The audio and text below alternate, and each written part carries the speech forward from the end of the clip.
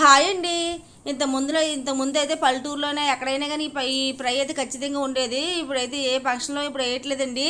Mature అయినా మామూలుగా అయితే పెళ్ళిళ్ళైనా బర్త్డే పార్టీ అయినా వెజ్ ఉంటే ఖచ్చితంగా ఈ ఫ్రై ఉండవలసిందే. దొండకాయ కొబ్బరి కూర ఫ్రై అండి. కానీ ఇప్పుడు అసలు ఎవరు వేయట్లేదు. ఇప్పుడైతే దొండకాయ ఫ్రై చేస్తున్నారు కానీ కొత్తగా కార్న్ఫ్లవర్ వేసి అలా చేస్తున్నారు. బట్ దేంట్లోనే కార్న్ఫ్లవర్ వేస్తున్నారు. ఇప్పుడు ఇలా చేయట్లేదు కదా.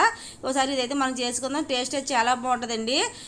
కొబ్బరికాయ ముక్కలు చిన్న చిన్న కోసుకొని పక్కన పెట్టేసుకొని అయితే మిక్సీ కొట్టుకున్నానండి. చాలామంది కోరుకుంటారు, మా దగ్గర కూరలు లేదు మాట అండి. తర్వాత అయితే దొండకాయ ముక్కలు సన్నగా పొడుగు కోసుకోవాలి. వేగాలంటే దర్శలు కోసుకుని తొందరగా వేగమాట అండి.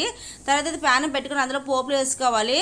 ఎండుమిర్చి, తర్వాత వచ్చేసి కరివేపాకు వేసుకోవాలన్నమాట. అవి కూడా వేగిపోయాకైతే దొండకాయ ముక్కలు వేసేసుకొని ఒక 5 నిమిషాలు మగ్గాక, 5 నిమిషాలు 10 నిమిషాలు మగ్గాక అయితే సాల్ట్ వేసుకోవాలండి. సాల్ట్ వేసి కొంచెం తొందరగా మగ్గుతుంది మాట అండి.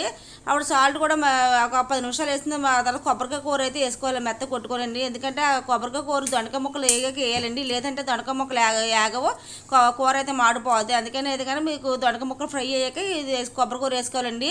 లాస్ట్ అయితే పసుపు వేసుకొని ఒక 5 నిమిషాలు 10 నిమిషాలు ఉంచేసుకొని ఆపేసుకోవచ్చు. గ్యాస్ అయితే అండి చాలా టేస్ట్గా ఉంటుందండి. ఎవరైనా ట్రై చేయండి. ఓకే ఫ్రెండ్స్, అలాగే నా ఛానల్ చెప్పి లైక్ ఇచ్చేసుకుని బాయ్ బాయ్.